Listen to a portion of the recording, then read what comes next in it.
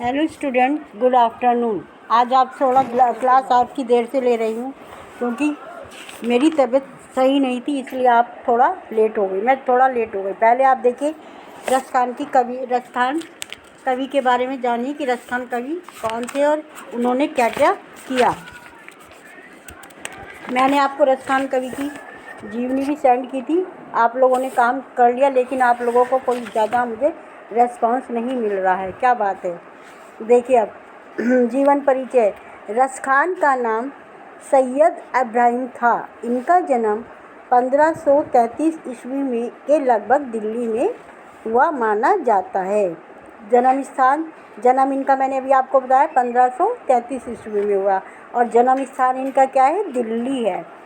और भाषा शैली देखिए, इनकी सरल ब्रज भाषा है और भाषा इनकी सरल ब्रज भाषा है।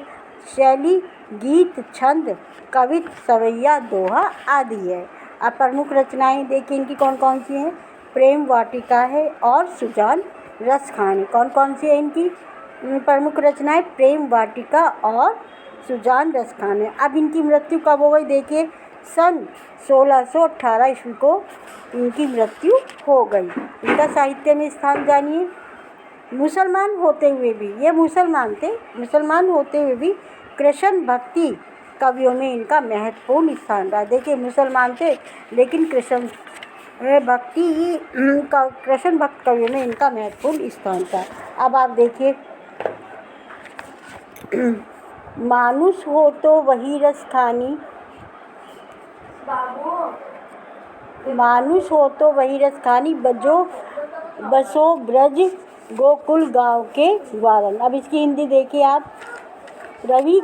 कवि रसखान कवि कहते हैं कि मृत्यु के पश्चात यदि मेरा जन्म फिर से मनुष्य के रूप में, मानुष हो तो वही मनुष्य के रूप में हो तो मेरी कामना क्या है? सुनिए, मेरी कामना है कि मैं ब्रज गोकुल गांव के ग्वारन, ब्रज और गोकुल के गांव के बीच में निवास करूं।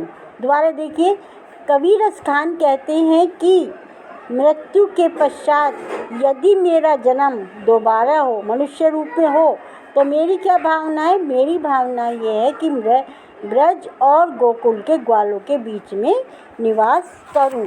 क्लियर?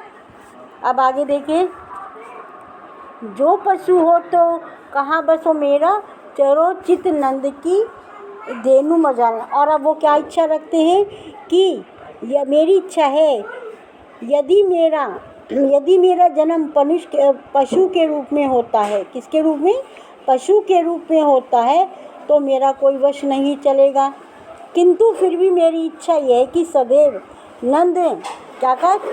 चरोचित नंद की गेहूँ मजारन, कि मैं सदैव नंद जी के गाँव के बीच में चरूं। क्लियर? वो कह रहे हैं यदि मुझे पशु योनि मिलती है तो मेरा इसमें कोई दोष नहीं है, लेकिन फिर भी मेरी इच्छा यह है कि मैं सदैव नंद जी की गायों के बीच में चरूं। अब क्या आगे क्या इच्छा कर रहे हैं? पाहन हो तो वही गिरी को, जो छत दरियो कर छत पुरंदर धान। अब वो क्या कह रहे हैं आगे देखिए, यदि मेरा जन्म एक पत्थर के रूप में हुआ, किसके रूप में? पाहन माने पत्थर के रूप में हुआ, तो उसी गोवर्धन पर्वत का पत्थर बनूं। किसका? उन्होंने कहा यदि मेरा जन्म पत्थर के रूप में हुआ तो मैं उसी गोवर्धन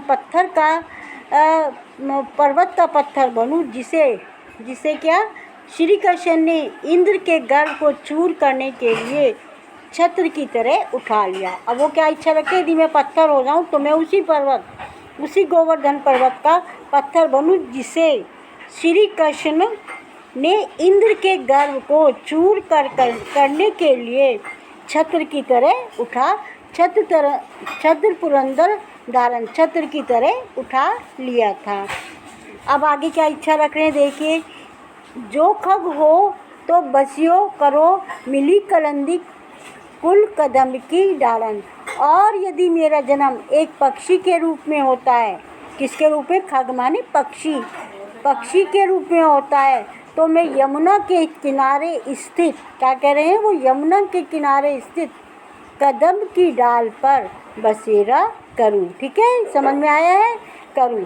तात्पर्य ये है कि अब आगे वो क्या है, तात्पर्य यह है कि इसका किसी भी रूप में श्री कृष्ण की समीपता प्राप्त करना चाहता हूँ।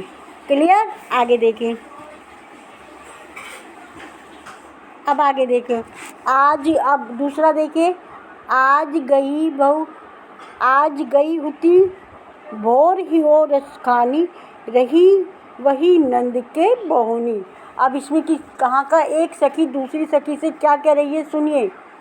एक सखी दूसरी सखी से कहती है, श्री कृष्ण के पेड़ में मगन हुई मैं आज सवेरे सवेरे। आज गई हुई भोर, भोर माने सवेरे ही सवेरे। किसके घर गई है, नंद जी के भवन में, नंद के भवनी। आज मैं श्री कृष्ण के प्रेम में मगन हुई, सवेरे ही सवेरे नंद जी के भवन में गई थी। बाको जियो जुग लाख करोड़, जसुमती को सुख जात कहियो नहीं। अब आगे क्या कह रही हैं वो, उनके पुत्र श्री कृष्ण, बाको जो जुग लाख करोड़, श्री कृष्ण भगवान जो है लाख करोड़ युगों तक जिए, ऐसे पुत्र को प्राप्त करके, ऐसे पुत्र को जो लाखों करोड़ों युगों तक जिए। तो यशोमती को सुख जात कहियो, तो ऐसे पुत्र को प्राप्त करके यशोदा जी को सुख मिला है ना। श्री कृष्ण को प्राप्त करके यशोदा जी कितनी खुश रहती हैं। तो वो कह रही हैं कि लाख करोड़ों उनके पुत्र श्री कृष्ण लाख करोड़ों वर्षों तक जिए, ऐसे पुत्र को प्राप्त करके यशोदा जी को सुख मिला है। उनका वर्णन नहीं किया जाता है, वर्णन नहीं किया जा सकता है। तेल लगाई के अंजन, भोए बनाई डिडो नहीं। क्या कह रही है वो कि पूरे शरीर पर तेल लगाकर, वे अपने पुत्र के शरीर पर तेल लगाकर आँख लगाई के अंजन, और आँखों में क्या डाल रही है, काजल लगाकर, भौहें सबनाई, भौहों को संवार कर, माथे पर नज़र का टीका लगाकर,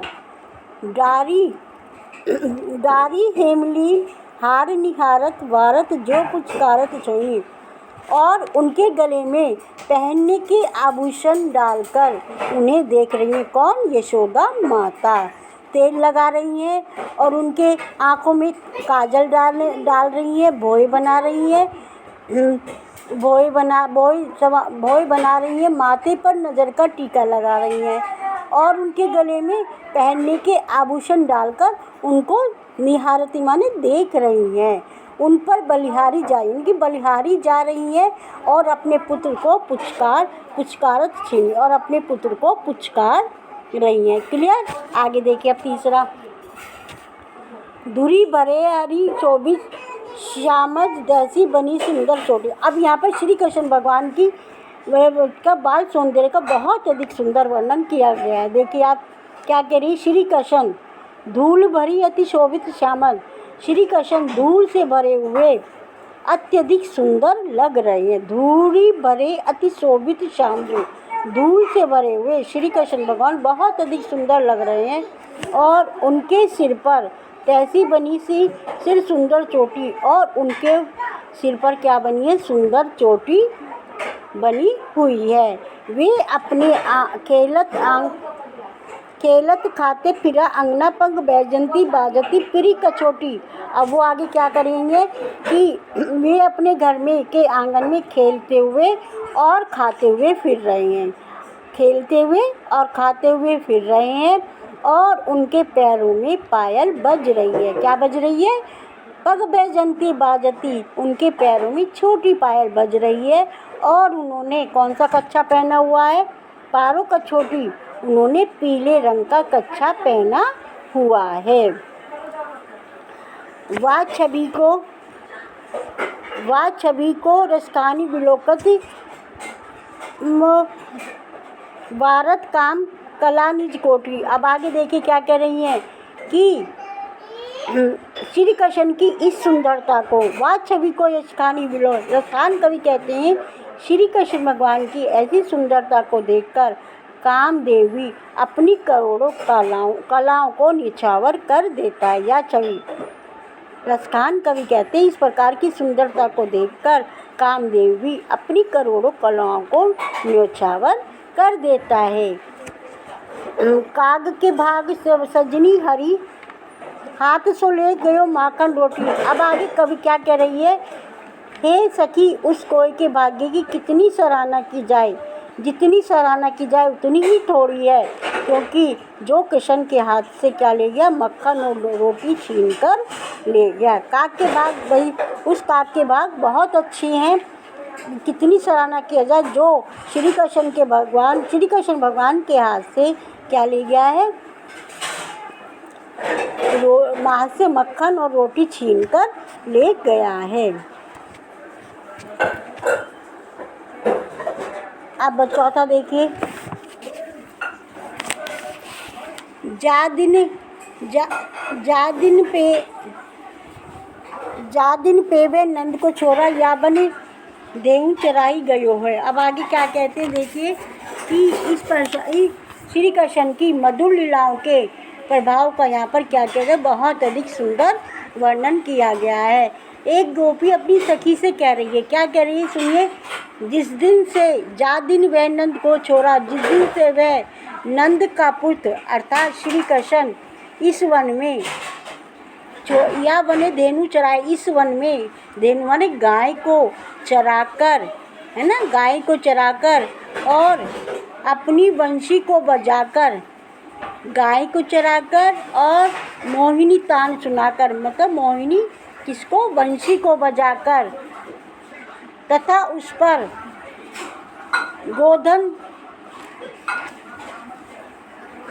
गोधन गावत बेजू बजाई रिझाई गयो है।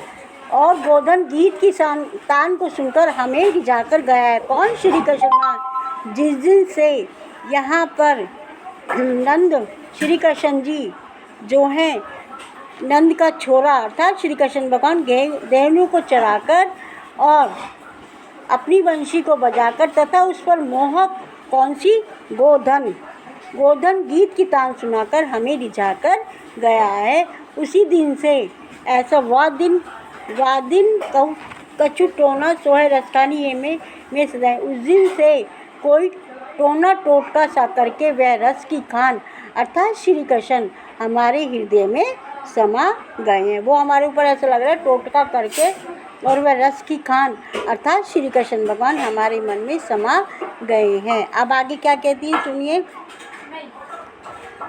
कौन काऊ की कहानी करे, शीघ्रो ब्रज चीर बिकाई गयो। क्या कह रही है देखिए सुनिए कि ऐसा प्रतीत होता है तभी से कोई किसी की शर्म नहीं करता। कौन काऊ की कहानी करे, कोई किसी की शर्म नहीं करता है, अर्थात खुलकर श्री कृष्ण के प्रति अपने प्रेम को प्रकट करता है। कौन काऊ की कहानी करे, कोई शर्म नहीं करता है और अपने प्रेम को खुलकर प्रकट करता है। इससे तो ऐसा प्रतीत होता है जैसे संपूर्ण ब्रज उस श्री कृष्ण के शीघ्रो माने संपूर्ण ब्रज श्री कृष्ण के हाथों बिक गया है, अर्थात उसके वशीभूत हो गया है। क्लियर, आगे समझ में।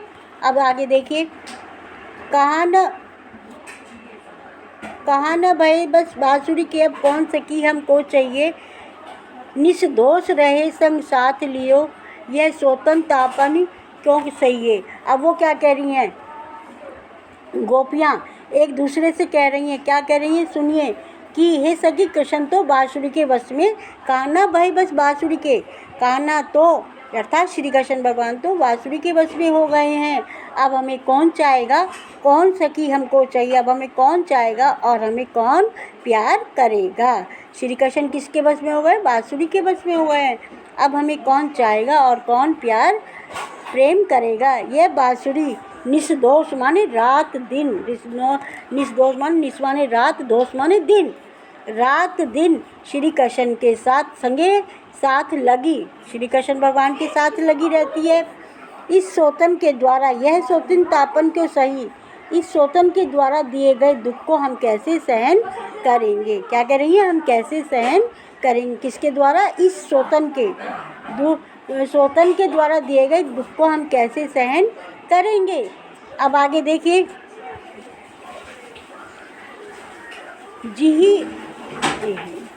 जिही मोहि लियो मनमोहन को राशि सदा हमें हमको दइए, मिली आओ से सबे सखी भागे चल, अब तो ब्रज के बांसुरी रहिए। अब वो आगे क्या कहती हैं कि जिस बांसुरी ने मनमोहन श्री कृष्ण को भी मोहित कर लिया है, मोहि लियो मनमोहन को, मनमोहन मैंने श्री कृष्ण को जिसने अपने बस में कर लिया है, मनमोहन मोहित कर लिया है, वही बांसुरी हमें क्या करती है? सदा हमो दहियो। रसखान कहते हैं कि वो बांसुरी हमें सदा जलाती रहती है। मिली आयो, और आगे क्या सखी आगे कहती है कि आओ हम सब मिलकर इस वृक्ष से मिलो, आओ सभी सखी भागी चलें, आओ हम सब मिलकर इस ब्रज से भाग चले। कहाँ से? ब्रज से भाग चले। अब तो ब्रज में बांसुरी रही हो, अब तो ब्रज में श्री कृष्ण के साथ केवल ये बांसुरी ही रहेगी। अब तो श्री कृष्ण के साथ ये बांसुरी ही रहेगी। लास्ट रह गया, लास्ट देखिए, मोर पखा सिर ऊपर रखे गुंज की माल गरे पहियो। अब वो क्या कह रही है? एक गोपी कहती है कि तुम्हारे संकेत पर मोर के पंखों को अपने सिर पर धारण कर लूँगी। मोर पंखा सिर ऊपर, मोर के पंखों को अपने सिर पर धारण कर लूँगी और गुंजाओं की मालाओं को अपने गले में पहन लूँगी। किसकी मालाओं को? गुंजन की माला। एक सखी दूसरी सखी से कहती है कि मैं तुम्हारे संकेत पर मोर के पंख को अपने सिर पर धारण कर लूँगी और गुंजाओं की माला को अपने गले में पहन लूँगी। ओढ़ी पीताम्बर ले लकुटी बन गोवर्धन गवारन संग फिरूंगी। और पीताम्बर को ओढ़कर